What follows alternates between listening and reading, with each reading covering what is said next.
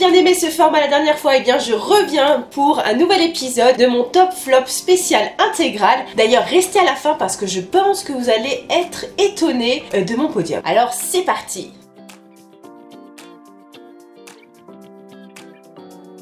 À la dernière place de ce classement, alors j'avoue j'ai un peu triché, hein.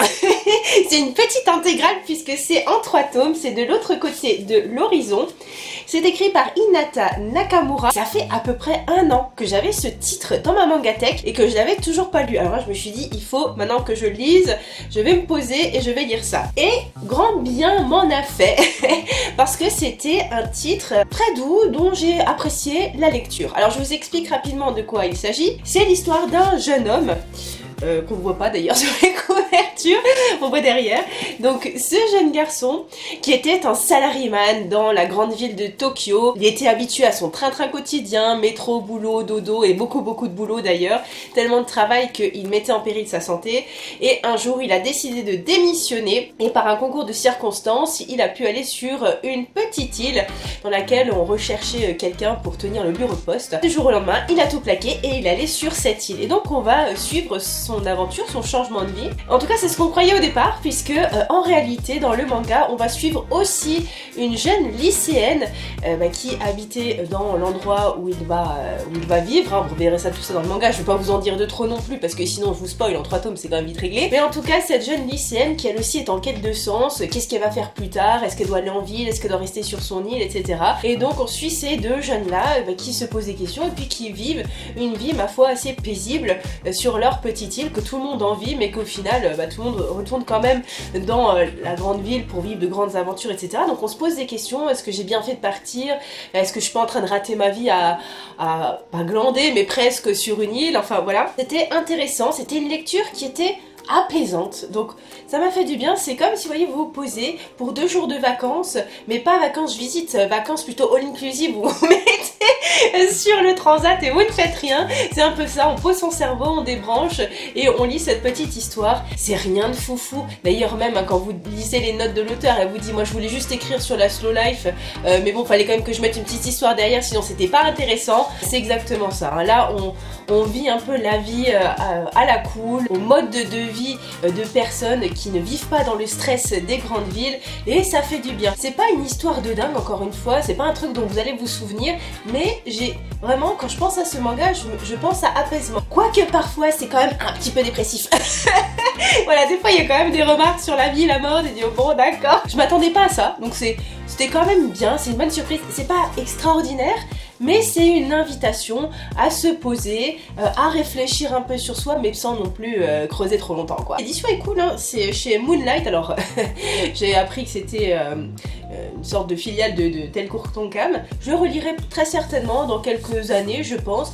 Vraiment si j'ai besoin de me détendre un peu, ces 3 tomes là c'est bien. Franchement c'est plutôt sympa, une belle découverte, pas extraordinaire mais vraiment très sympa à lire.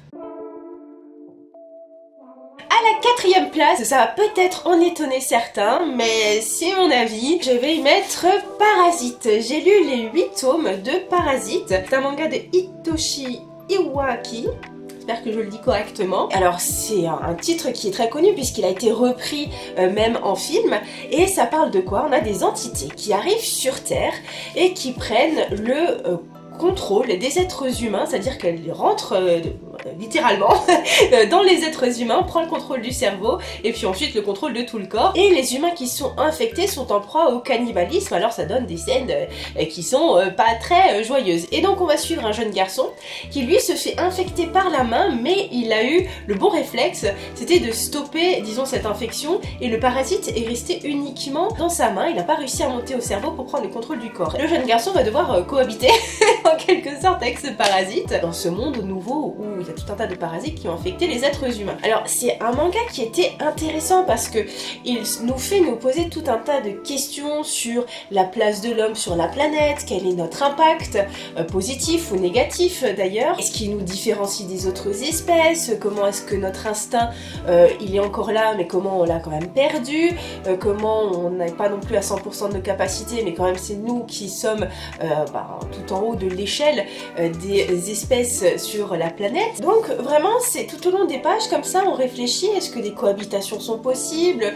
Qu'est-ce qu'on a fait? Est-ce qu'on est sur le bon chemin? Est-ce qu'on peut faire autrement? Est-ce que notre nature nous dicterait pas de faire autrement? Parce que ce qui est bien avec ces parasites, c'est que eux n'ont pas notre sens moral du bien, du mal, ou en tout cas de ce que la société nous a inculqué comme bien ou comme mal, ou de comment on doit se comporter ou pas. Et donc c'est intéressant parfois d'avoir des remarques du parasite et qui dit clairement aux jeunes garçons, il dit non mais ça c'est vos considérations d'humain, moi ce que je veux c'est survivre. Enfin vous voyez, c'est très intéressant parce que ça nous remet vraiment dans notre condition d'être humain. Qu'est-ce qui a fait que nous en sommes sortis alors que clairement on n'était pas les plus musclés, ni forcément les plus rapides ou je ne sais quoi, on n'avait pas des qualités physiques que d'autres espèces pourraient avoir. On réfléchit quand même, vous voyez, on se dit ah oui tiens, c'est vrai, ça nous fait beaucoup réfléchir et j'ai trouvé en cela ce manga très pertinent dans les propos qui étaient avancés. Néanmoins, je dois dire quand même que toute cette phase de monstres et tout, oh, c'est vraiment pas ma tasse de thé.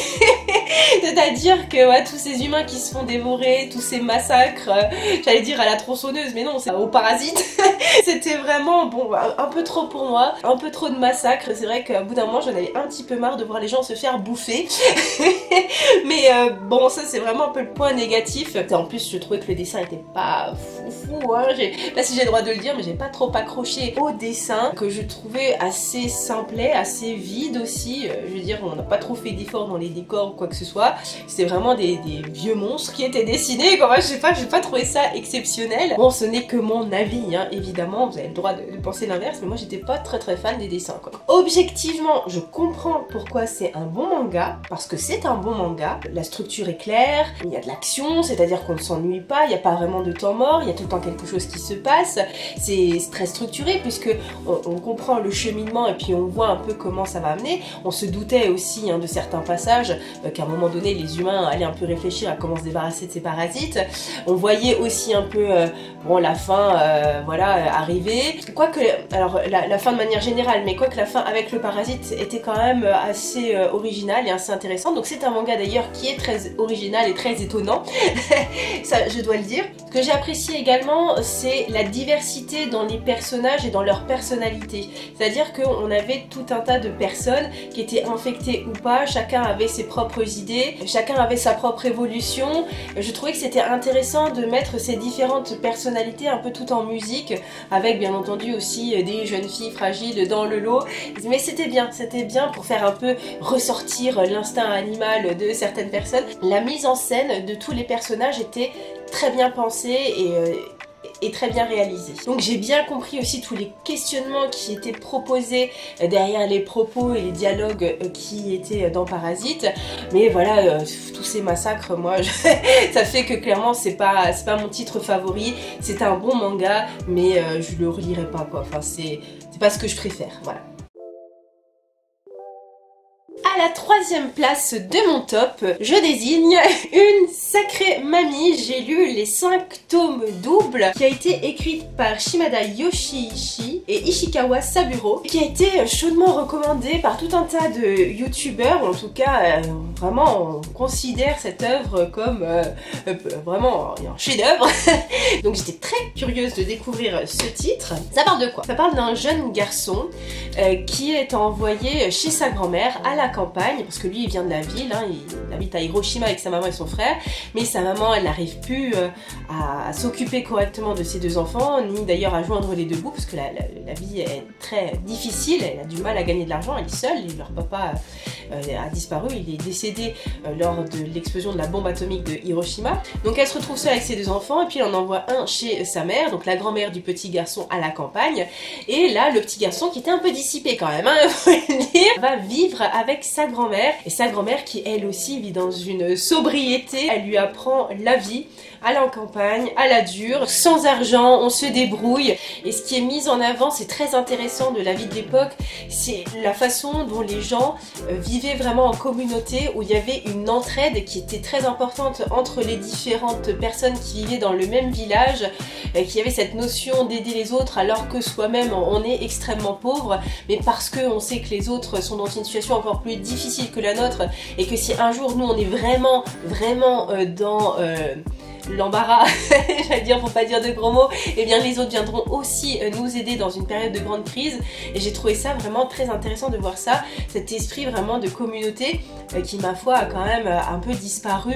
Et c'est vraiment quelque chose qui m'a frappée, ces liens de fraternité, de communauté qui pouvaient exister dans ces petits villages reculés et surtout extrêmement pauvres. Ce qui est aussi soulevé, c'est à quel point l'argent pouvait être secondaire, que c'est vrai qu'on était considéré comme riche quand on avait des biens matériels dits de confort, et que l'argent, on en avait besoin de temps en temps, mais c'était pas non plus ultra nécessaire, qu'on pouvait vivre avec très peu d'argent, même si c'était pas toujours facile, hein. Et d'ailleurs, ce qui nous semble aujourd'hui inadmissible, à l'époque, bah, c'était tout à fait admissible et c'était tout à fait commun. Je donne un exemple, bah, les gosses, des fois, il y a rien à manger, quoi. Et donc, ils vont au lit le ventre vide, et puis, bon, bah, c'est normal, il y aura peut-être plus à manger demain. Alors que nous, aujourd'hui, moi, ma fille, elle va au lit sans manger, pardon, c'est une catastrophe. Moi, j'en dors pas la nuit. Vous voyez, c'est vrai que on a tout ce confort qu'on ne remarque même plus et qui est vraiment un confort. Et là, c'est vraiment, on nous le met devant le nez quand on dit oui, bah il y a une certaine époque où tout ce qui te semble normal aujourd'hui ne l'est plus, et parfois c'est bien d'avoir cette petite piqûre de rappel. Après, si je suis totalement honnête avec vous, j'ai quand même eu du mal, j'avoue, à avancer dans les 5 tomes. Parfois, je m'ennuyais un peu, c'est-à-dire qu'on suit quand même pas mal le petit garçon qui fait les 400 coups avec ses copains. Moi, ça m'intéresse pas trop. À la limite, je préfère encore Yotsuba dans le genre, vous voyez, là où je trouvais que c'était un peu plus mignon, mais là, voir le gamin ouais, qui joue avec ses copains, bon, c'est vrai que ça me... j'ai trouvé ça parfois un peu long. Je pense honnêtement, pour mon goût, en tout cas, on aurait pu enlever 2 gros tomes. Il y a des fois où j'avais pas envie de lire, quand je dis oh, faut que je le continue, parce qu'il faut que je finisse, mais franchement, il y a des moments, je trouvais ça long, et je m'embêtais. Mais je dois dire que en fait, je lisais un chapitre, je m'ennuyais, et puis après je lisais, et là, paf, une grosse claque dans la figure. Vous aviez un truc qui se passait, une grosse vague d'émotions, mais vraiment un truc qui vous prenait. J'étais émue à certains moments, mais vraiment extrêmement émue.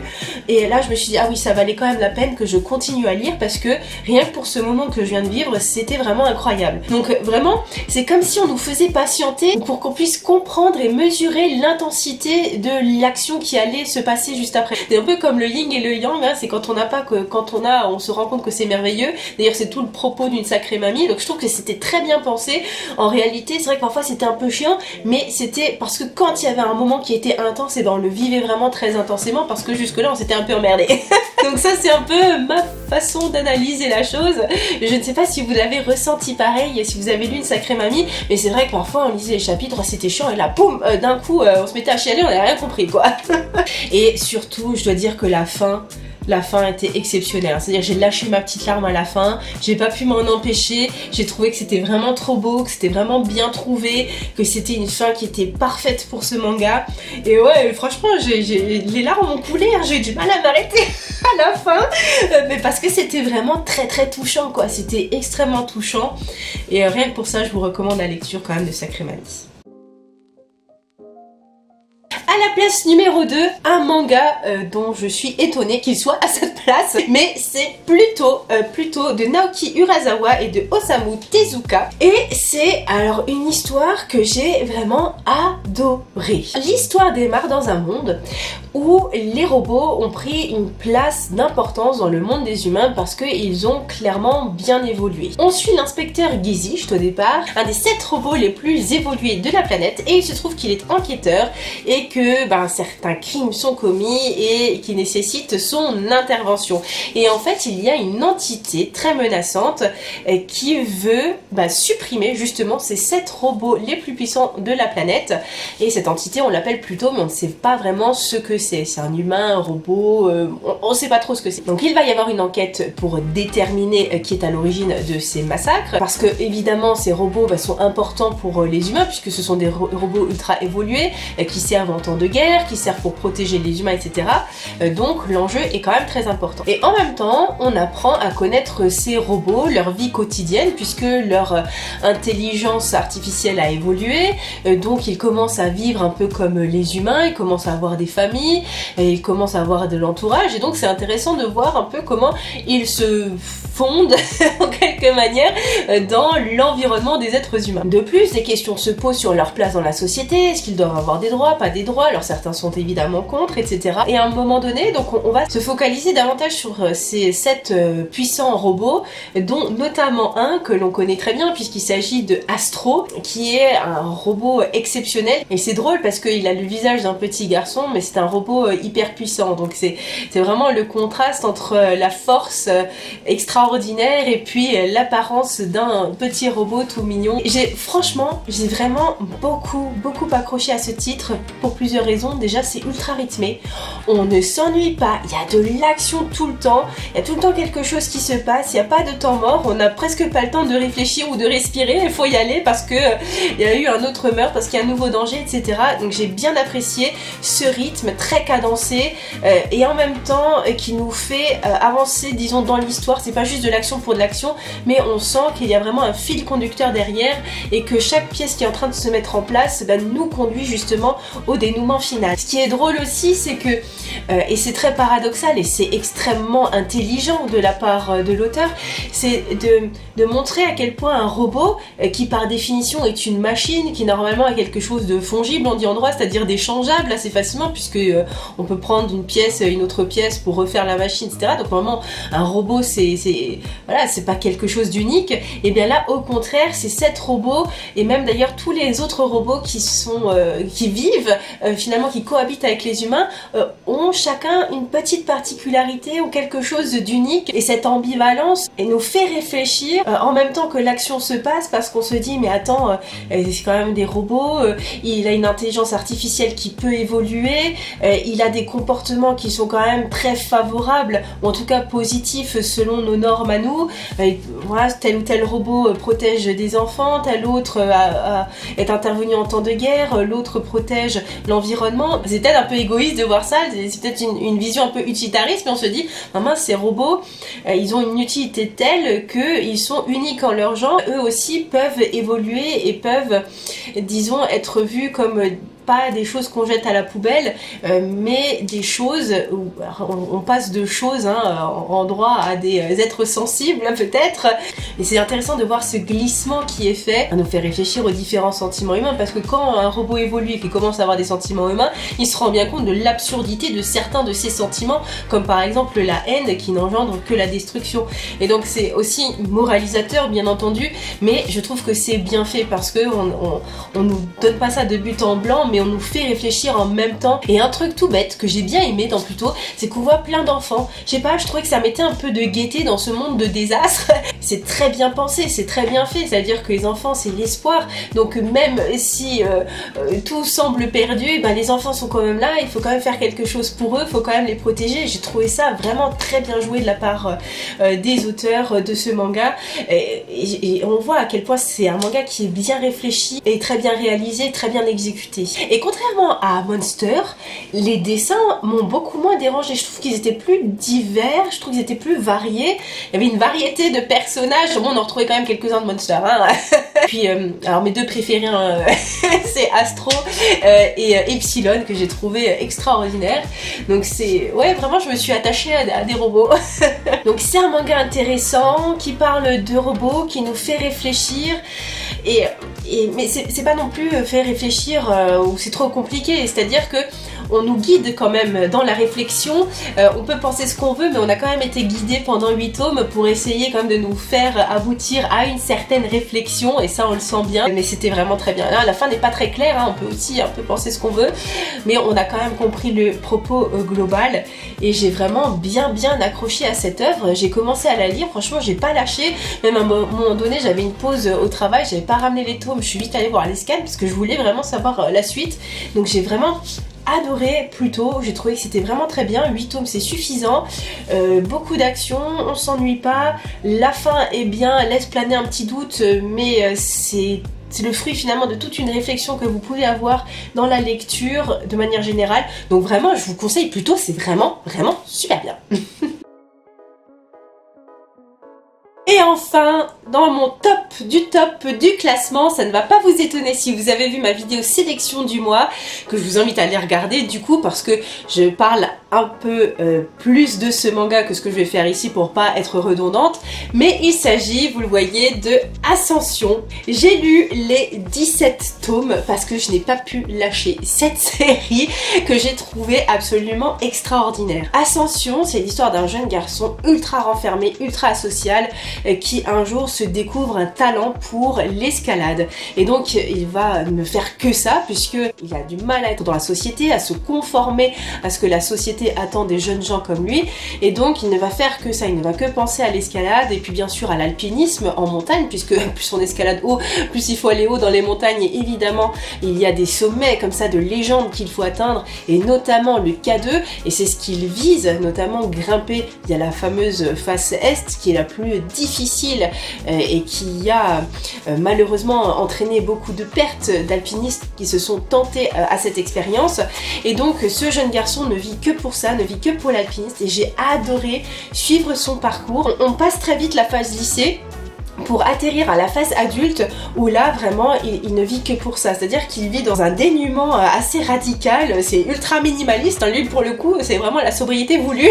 Tout l'argent qu'il gagne il le garde pour sa passion, puis bon il gagne pas non plus des milliers et des cents, hein, mais il garde pour sa passion, et tout ce qu'il veut lui c'est conquérir les sommets. Un jour quand même il se rend bien compte que parfois on peut pas non plus vivre à 100% tout seul et il se marie, il a une petite fille, et là d'autres interrogations surviennent. Il se dit, est-ce que j'ai quand même le droit de continuer à faire de l'alpinisme parce que c'est dangereux, parce que ma famille va s'inquiéter, ma fille a besoin de moi, on va peut-être m'en vouloir si je reviens pas, et puis moi aussi je veux voir ma famille, j'aime ma fille, j'aime ma femme, et je trouve que c'est toutes ces interrogations comme ça de qui je suis vraiment, comment je fais pour concilier le fait que je peux pas résister à la tentation d'aller monter sur cette montagne, et en même temps le fait que j'adore ma famille, mais que qu'est-ce que je dois faire, est-ce que je fais bien, est-ce que je fais pas bien. Pas énormément de texte, tout ça vous est donné de manière métaphorique pour vous faire ressentir en fait ce que ressent ce jeune homme, et j'ai trouvé que c'était vraiment extraordinaire. Je le répète, mais ce n'est pas une œuvre sportive classique, c'est pas un shonen classique. Cette œuvre vous parle de liberté. Liberté d'être qui vous êtes, liberté de faire ce que vous voulez faire, bien que cela ne plaise pas aux membres de la société ou aux normes qui nous sont imposées aujourd'hui. Et c'est ça que j'ai adoré dans ce bouquin, c'est que oui, on a le droit parfois de faire des choses qui sont pas normales, de n'être pas normal. On a le droit aussi de se corriger, peut-être que de temps en temps on se trompe aussi, hein, donc on a le droit de changer, puis d'écouter quand même un peu autre chose, un autre son de cloche. Donc, et c'est ça que j'ai adoré, c'est que c'est pas noir et blanc, c'est qu'on a chacun sa voie grise à suivre et à trouver soi-même, et c'était vraiment exceptionnel, formidable. Le seul petit point négatif que j'ai à reprocher à ce manga, c'est la fin que je trouvais un peu incohérente, et c'est dommage parce que oui, ça aurait été peut-être un peu plus embêtant l'autre fin voulue, mais ça aurait été, je pense, plus conforme, disons, à tout ce qui nous a été proposé jusqu'avant. Mais je veux pas vous spoiler, en tout cas, le manga est sublime, superbe, je suis tellement contente de l'avoir lu, et vraiment je regrette pas du tout, moi qui suis pas du tout montagne, encore moins alpinisme, croyez-moi, j'ai vraiment adoré, j'ai adoré parce que cette notion de liberté et d'être qui on est, de pas forcément faire comme on nous a dit de faire, moi ça me parle. Voilà, ça me parle, et c'est pour ça que j'ai adoré ce manga, et franchement lisez-le, vous allez passer un super bon moment, sans parler du plaisir visuel que vous allez avoir, parce que les dessins, moi je les ai trouvés vraiment très bien, très marquants, c'est-à-dire que quand il ouvre les yeux ou quand on voit le visage de certaines personnes, on comprend l'émotion, et ça je trouve ça extraordinaire. Puis de temps en temps vous avez des petites montagnes joliment dessinées, c'est aussi cool.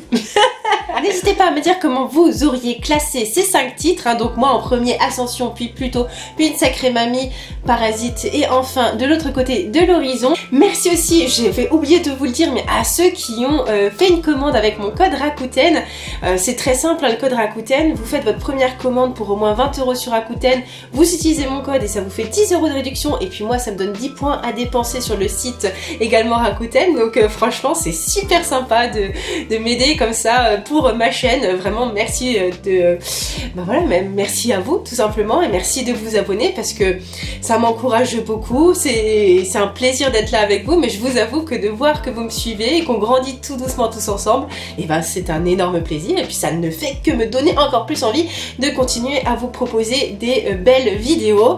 Et donc je vais m'arrêter là le blabla, hein, et je vous dis bien entendu à très bientôt pour la prochaine vidéo. Salut!